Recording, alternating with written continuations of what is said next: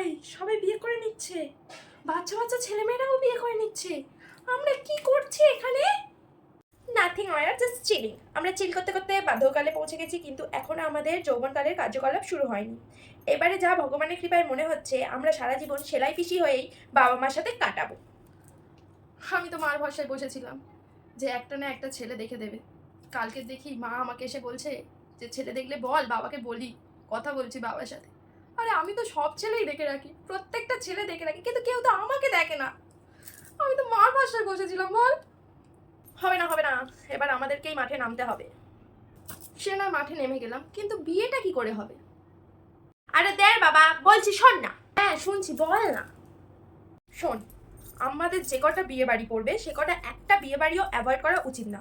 বিয়ে বাড়ি না পড়লেও বিয়ে বাড়িতে চলে যেতে হবে, র্যান্ডাম বিয়ে বাড়ি যেতে হবে। বিয়ে বাড়ি গিয়ে যখন দেখবে যে দুটো অবিবাহিত মেয়ে ঘুরে বেড়াচ্ছে, তখন মাসি পিসি যে হোক তার জ্যাঠার ছেলের জন্য বা তার বোনের ছেলের জন্য আমাদের সাথে কথা বলবে। আমাদের বিয়ে হলেও কিন্তু হতে পারে।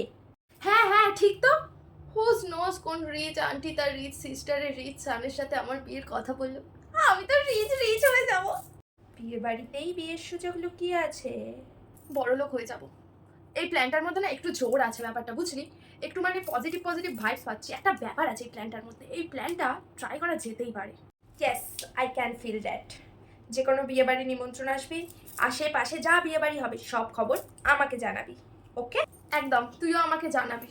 ঠিক আছে, চ তাহলে, বাড়ি গিয়ে ফোন করছি। টাটা। এবারে মনে হচ্ছে বিয়েটা হয়েই যাবে।